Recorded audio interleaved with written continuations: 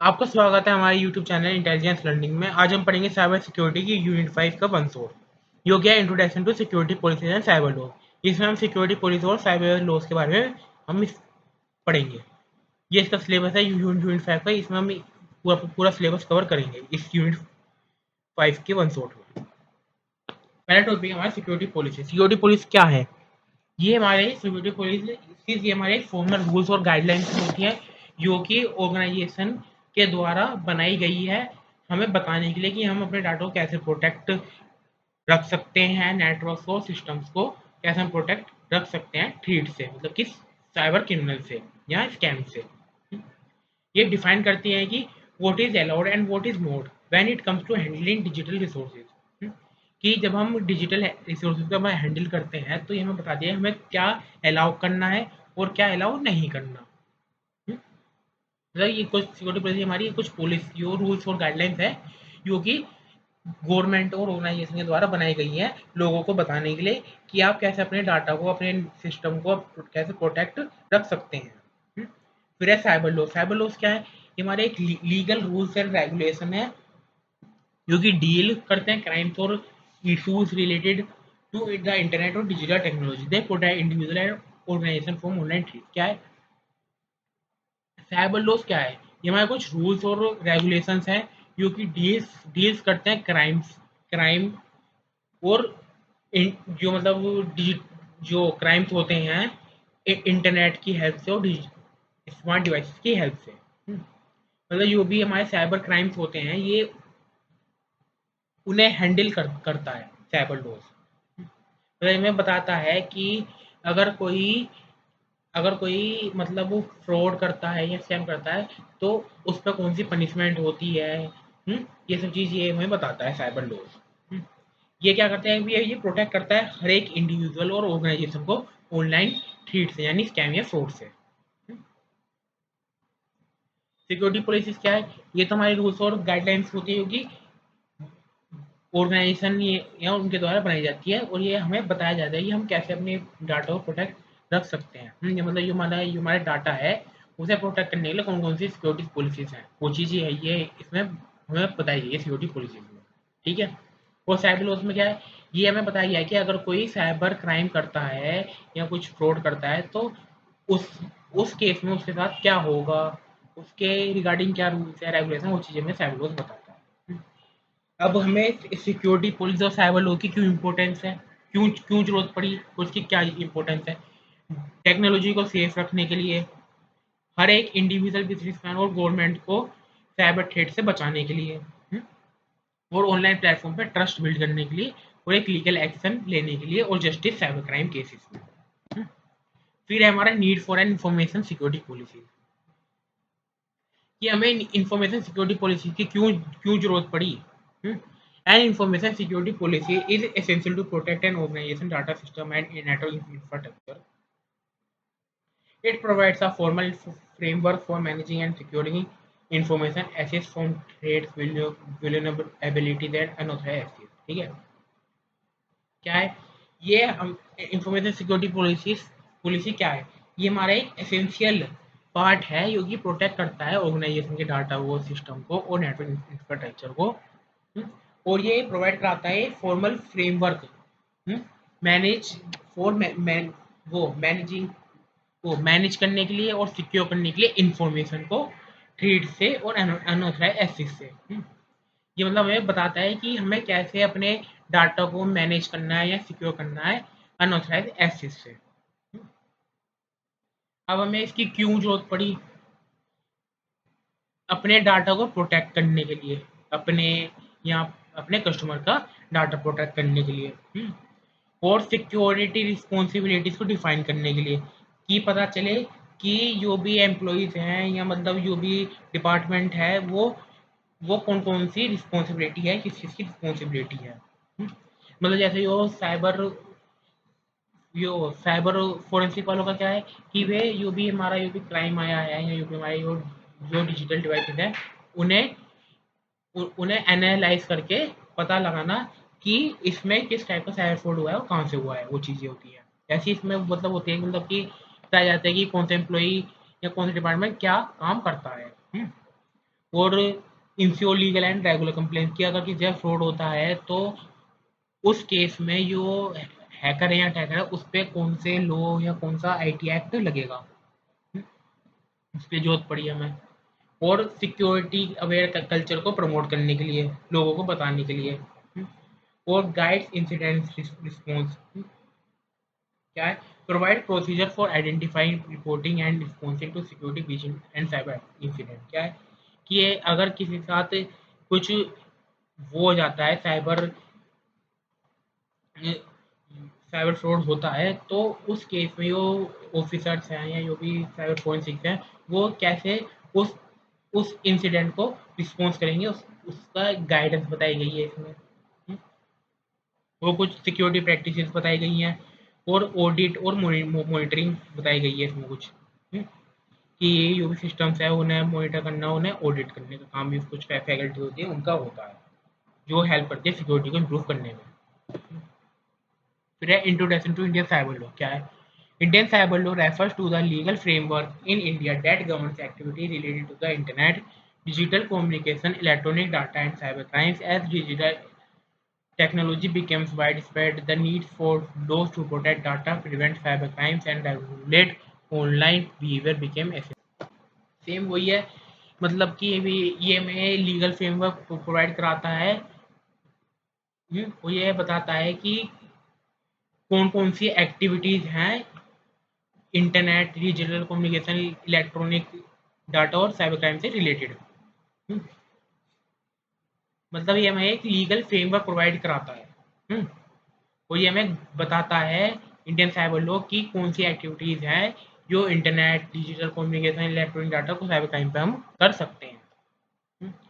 जो as your digital technology का ही हमारी बहुत ज़्यादा स्प्रेड हो रही है, तो इसलिए हमें ज़रूरत पड़ी लॉस की अपने डाटा को प्रिवेंट करने, अपने डाटा को प्रोटेक्ट करने के लिए और साइबर क्राइम को प्रिवेंट करने के लिए। फिर क्या है, इंफॉर्मेशन एक्ट 2000। इसमें क्या है, ये हमारा एक प्राइमरी लॉ है इंडिया का जो कि डील करता है सिर्फ और सिर्फ साइबर क्राइम और इलेक्ट्रॉनिक कॉमर्स से रिलेटेड। ये it provide legal recognisation for digital transaction and penalise cyber crime. क्या है, ये हमारा कौन कौन सा कवर करता है, ये है इंडियन साइबर लॉ के वो साइबर लॉ के अंदर कौन कौन से एरियाज आते हैं, साइबर क्राइम्स आते हैं, डिजिटल सिग्नेचर्स आते हैं, ई गवर्नेंस आते हैं और डाटा प्रोटेक्शन आते हैं। ये हमारा ये कवर करता है इंडियन साइबर लॉ। फिर हमारा ऑब्जेक्टिव क्या है इसका, इंडियन साइबर लॉ का, एक लीगल रिकॉग्नाइजेशन प्रोवाइड कराना इलेक्ट्रॉनिक रिकॉर्ड्स और डिजिटल सिग्नेचर्स को, और प्रिवेंट करना साइबर क्राइम से अपने जो भी डाटा है उसे, और एक सिक्योर इलेक्ट्रॉनिक कम्युनिकेशन और ई कॉमर्स की फैसिलिटी प्रोवाइड कराना कस्टमर्स को, और to define liabilities of network service provider की, जो भी नेटवर्क सर्विस प्रोवाइडर है उनकी जो लाइबिलिटीज क्या है, और डाटा को प्रोटेक्ट करने के लिए और उसे इंटीग्रेट रखने के लिए हमें इंडियन साइबर लॉ की जरूरत पड़ी। इसका ऑब्जेक्टिव ये है। फिर कुछ कॉमन लॉ है जो पनिशेबल आते हैं आईटी एक्ट के अंदर, जैसे सेक्शन 66 हैकिंग के लिए है, सेक्शन 66 सी आइडेंटिटी थेफ्ट के लिए है, सेक्शन 66 ई वोलेशन ऑफ प्राइवेसी के लिए है, सेक्शन 67 की किस लिए पब्लिशिंग ऑफ कंटेंट ऑनलाइन, और सेक्शन 43 डैमेज कंप्यूटर सिस्टम और नेटवर्क के लिए है। फिर है राइट ऑफ इंडिविजुअल की, हर एक इंडिविजुअल की क्या राइट है। पहला क्या है, right to privacy. Right to privacy मतलब कि हर एक पर्सन को अपनी प्राइवेसी का राइट है कि वो अपने जो भी उसका पर्सनल डाटा है वो उसे प्रोटेक्ट करके रख सकता है अनऑथराइज एक्सेस से। दूसरा क्या है, राइट टू सिक्योर कम्युनिकेशन। क्या कि हर एक इंडिविजुअल को राइट है कि वो सिक्योर कम्युनिकेशन करे। वो फिर है राइट अगेंस्ट साइबर क्राइम। क्या है, हर एक जो भी इंडिविजुअल है उसे पता होना चाहिए, मतलब उसे मतलब जो हर एक इंडिविजुअल है उसे पता होना चाहिए कि मैं साइबर क्राइम के खिलाफ कैसे अपने डाटा को प्रोटेक्ट रख सकता हूँ। कैसे प्रोटेक्शन फ्रॉम हैकिंग, कैसे मैं अपने डाटा को प्रोटेक्ट रख सकता हूँ, अपना को कैसे प्रोटेक्ट रख सकता हूँ साइबर स्टॉकिंग से, आइडेंटिटी से, ऑनलाइन हैरेसमेंट से। अब मान लो आपके साथ चलो कुछ हो जाता है फ्रॉड, तो आप इस वेबसाइट पे अपनी कंप्लेंट लिखवा सकते हैं। फिर क्या है, हर एक इंडिविजुअल को राइट है कंप्लेन लिखवाने का, और जो भी और जो भी उसके साथ गलत हुआ है या उसके साथ जो पर्सनल डाटा हुआ है उसके अगेंस्ट कंपनसेशन लेने का भी उसे हक है। फिर है right of organisation under Indian cyber law. पहला है right to e commerce. Right to e commerce मतलब क्या है, जो भी ऑर्गेनाइजेशन है, जो भी कंपनी है, वो अपना जो भी ऑनलाइन बिजनेस है उसे लीगली कंडक्ट कराए और डिजिटल कॉन्टैक्ट का इस्तेमाल करें। फिर राइट टू डाटा प्रोटेक्शन क्या है, इसमें जो भी कस्टमर है या बिजनेस मैन है या उनके डाटा को प्रोटेक्ट रखना ऑर्गेनाइजेशन का काम होता है।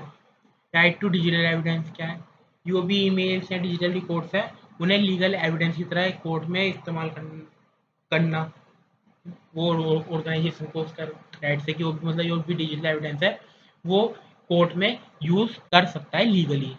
फिर राइट टू आईपी प्रोटेक्शन क्या है, business can protect digital content software and target trademark from theft. क्या है, जो भी ऑर्गेनाइजेशन है वो अपने बिजनेस के डाटा को, सॉफ्टवेयर को, अपने ट्रेडमार्क को प्रोटेक्ट कर सकती है चोरी होने से।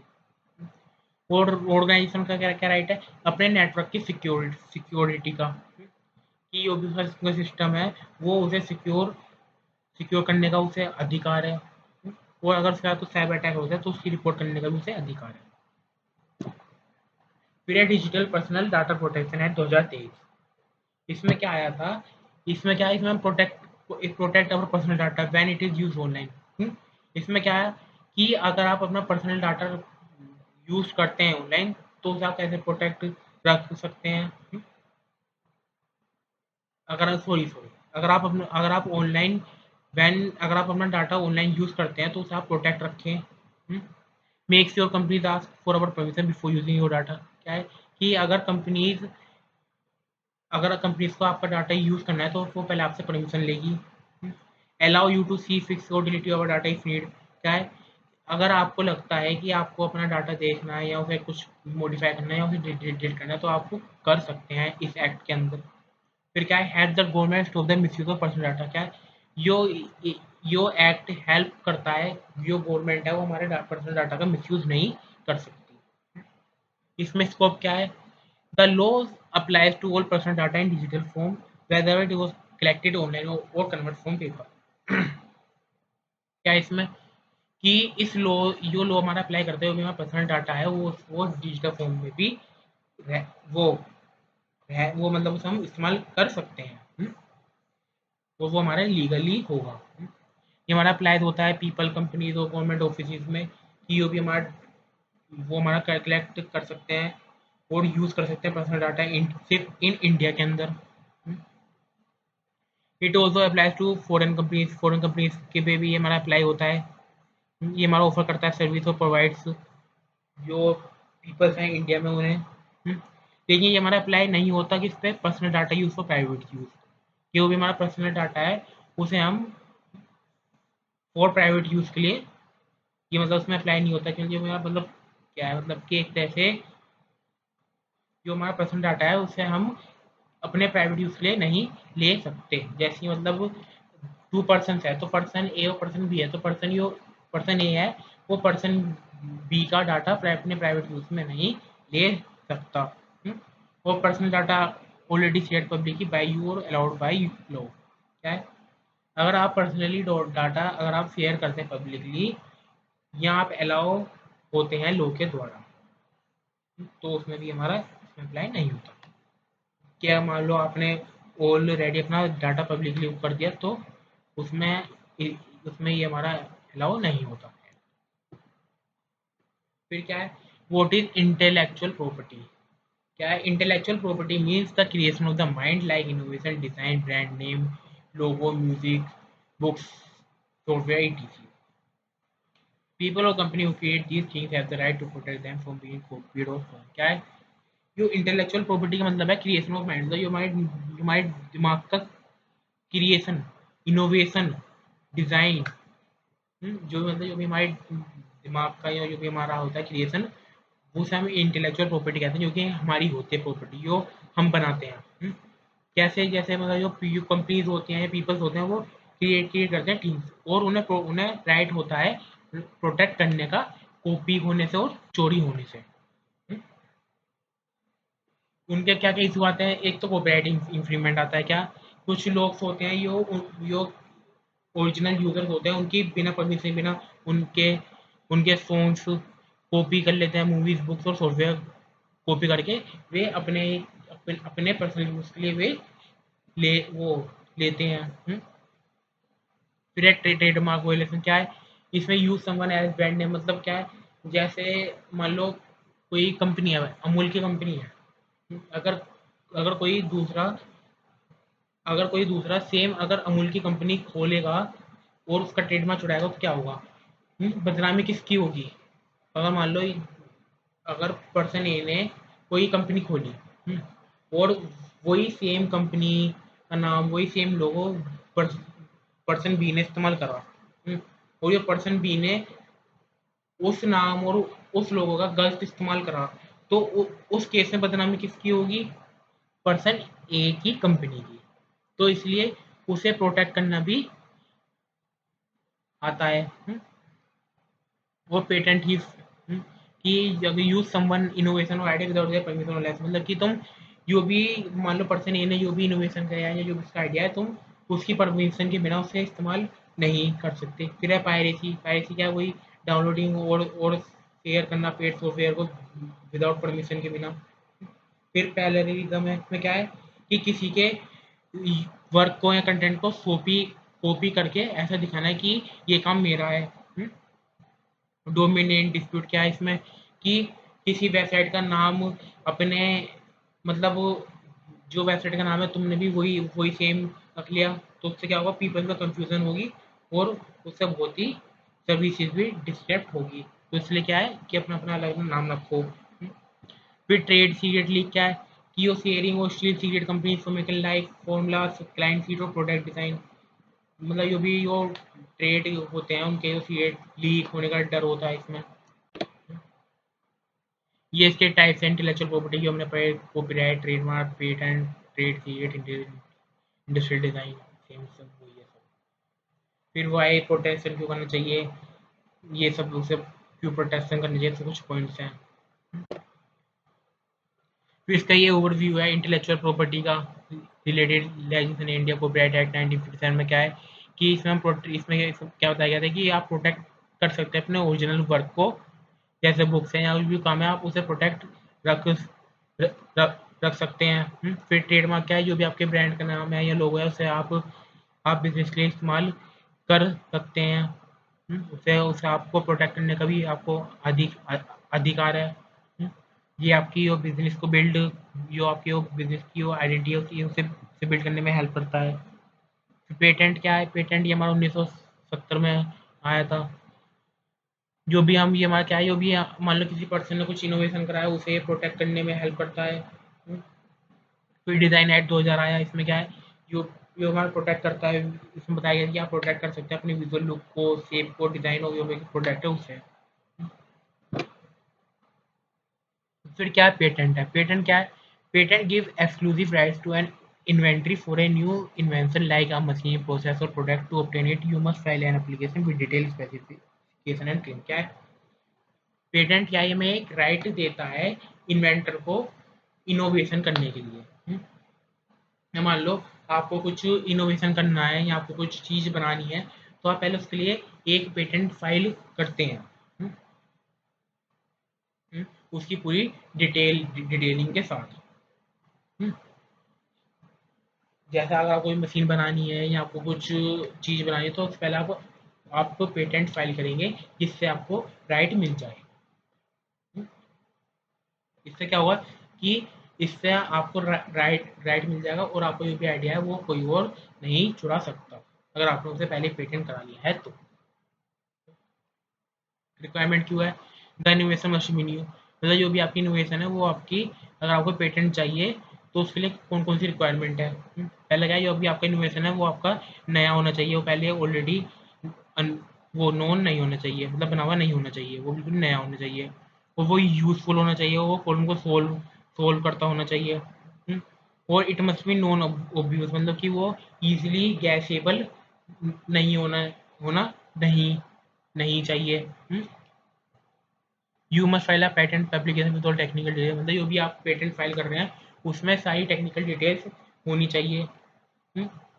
The innovation must be patentable under Indian law, मतलब जो भी आपका पेटेंट है वो इंडियन लॉ के अंदर आना चाहिए। और वो कैपेबल होना चाहिए इंडस्ट्रियल यूज के लिए, जो आपका इनोवेशन है वो। फिर क्या कॉपीराइट में, कॉपीराइट प्रोटेक्ट करता है हमारे जो भी ओरिजिनल वर्क है उसे।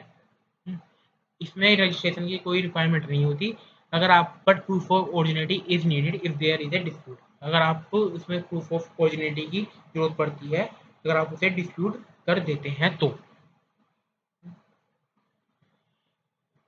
अगर आपको कॉपीराइट चाहिए तो आपको उसके लिए क्या क्या रिक्वायरमेंट है, जो भी आपका वर्क है वो ओरिजिनल होना चाहिए और क्रिएट होना चाहिए ओरिजिनल ऑथर के द्वारा।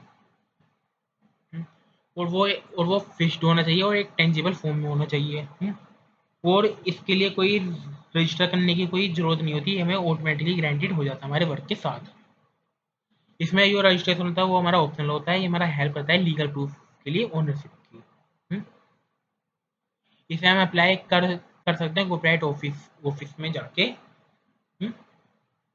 Must provide copies of the work and create detail, क्या है, जब आप कॉपीराइट के लिए जब आप कॉपीराइट ऑब्टेन करने के लिए जब जाएंगे कॉपीराइट ऑफिस में, तो आप वहाँ पे उसकी कॉपी जो भी आपका वर्क है उसकी आप एक एक कॉपी वहाँ पे प्रोवाइड कराएं और अपने वर्क की डिटेल भी वहाँ पे प्रोवाइड कराएं। फिर है हमारा ट्रेडमार्क। ट्रेडमार्क क्या है, ये हमारा प्रोटेक्ट करता है ब्रांड, ये हमारा हेल्प करता है प्रोटेक्ट करने में ब्रांड के नेम को, लोगों को, स्लोगन को, किसी सर्विस या गुड्स के ब्रांड को। इसे ऑब्टेन करने के लिए क्या है, हमें ट्रेडमार्क, अगर हमें ब्रांड नेम लोगो चाहिए तो हमें इसके लिए हमें ट्रेडमार्क रजिस्ट्री करनी होती है, ये हमारा हेल्प करता है यूनिक और डिस्टिंक्ट मार्क करने में।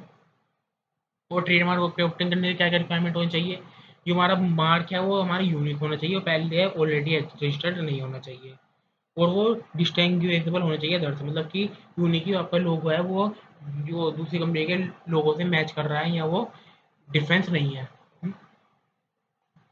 और वो यूज होना चाहिए बिजनेस में और इंटेंट, वो पर्सनल यूज नहीं होना चाहिए उस ट्रेडमार्क का। जो ट्रेडमार्क है वो फाइल्ड होना चाहिए ट्रेडमार्क रजिस्ट्री के साथ। और जो भी ट्रेडमार्क है उसका आप मिसलीडिंग या जेनेरिक ऑफेंस नहीं कर सकते।